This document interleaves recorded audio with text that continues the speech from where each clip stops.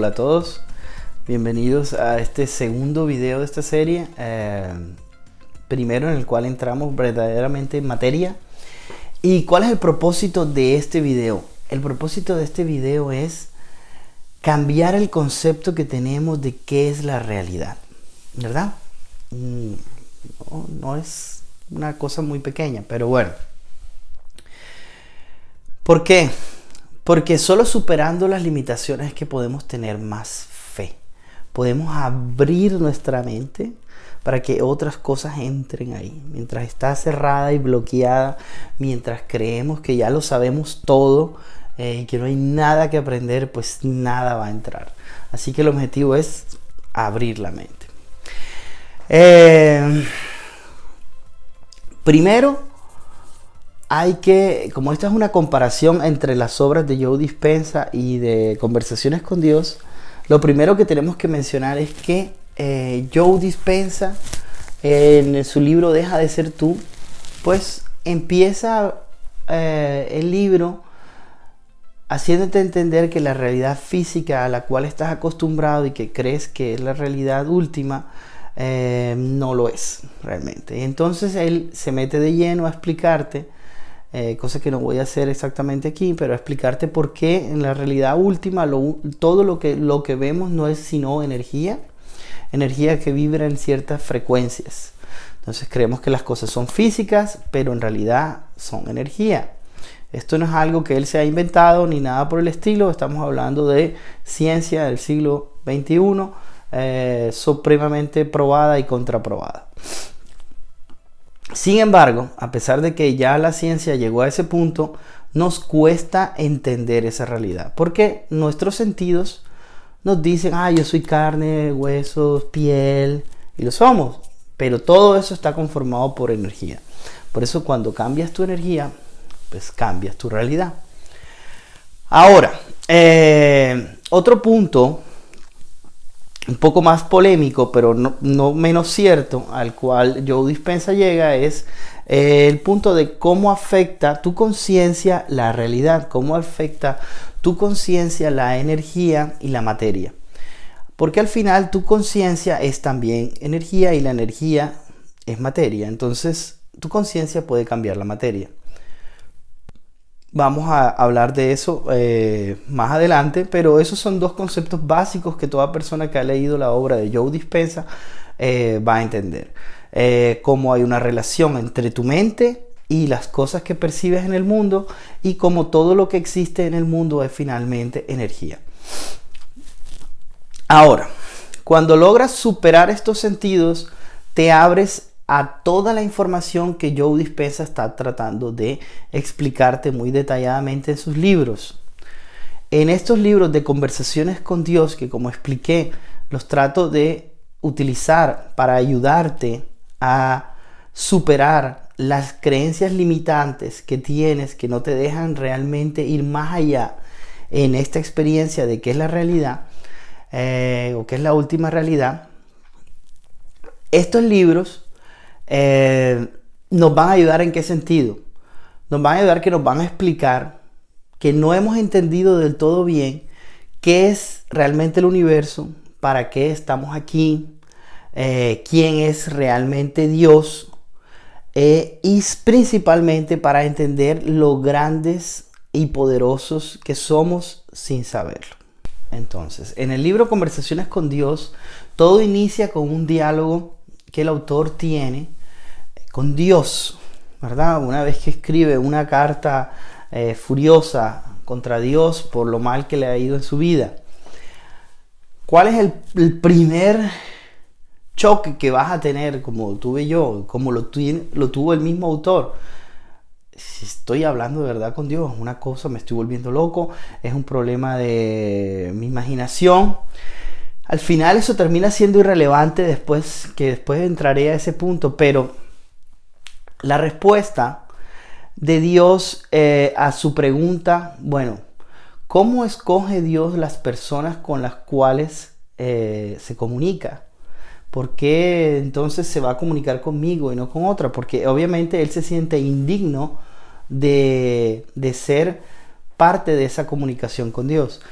Y la respuesta de Dios es que Él se comunica con todas las personas. Y me permito leer esta parte que me parece muy importante. Dice, les hablo a todos, todo el tiempo. La pregunta no es a quién le hablo, sino quién escucha, ¿verdad?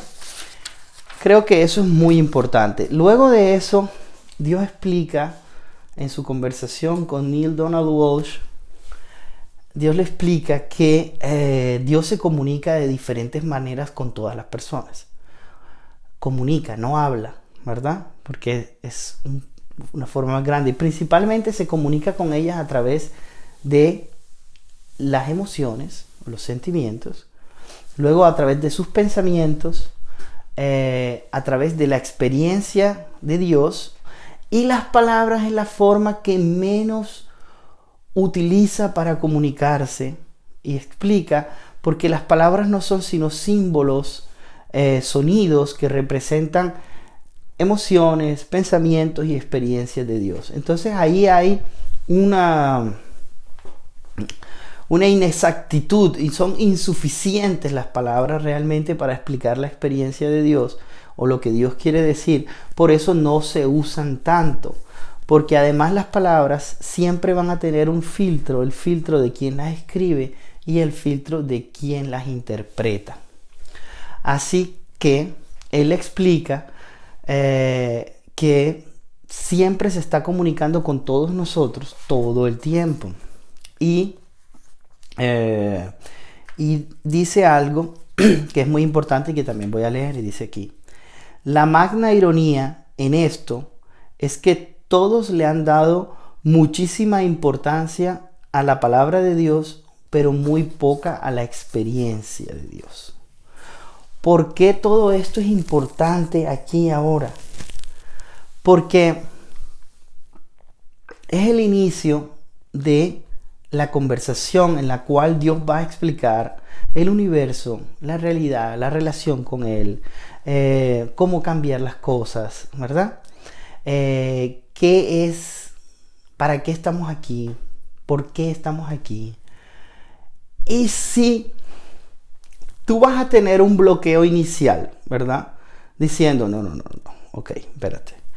Yo, mi conversación con Dios, tú puedes decir ahora que Dios dijo esto, pero yo tengo aquí la Biblia, el Corán, cualquier texto sagrado. Iba a decir, y aquí Dios dijo fue esto y no eso que tú estás diciendo.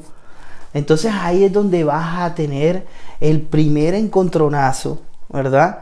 Que te va a limitar para abrirte a escuchar qué te quieren decir. ¿Y cuál es el problema? ¿Y cómo lo responde? Porque también es una interrogante que se hace el mismo autor. La respuesta es muy simple. Dios le dice, ¿es que tú crees que yo dejé de comunicarme con ustedes hace 2000 años?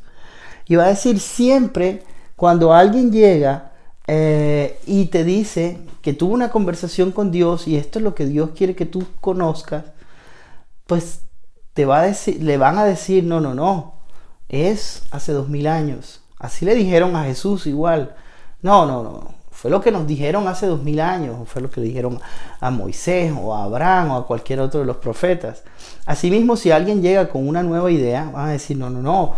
Fue lo que le dijeron a Jesús y como nos lo dijeron. Pero todo eso tiene filtros. Todo eso tiene imperfecciones.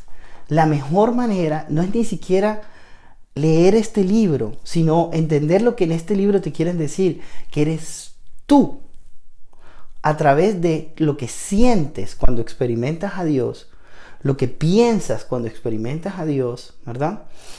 Y la experiencia en Dios es la que te tiene que ayudar a definir si lo que te están diciendo viene de Dios o no viene de Dios.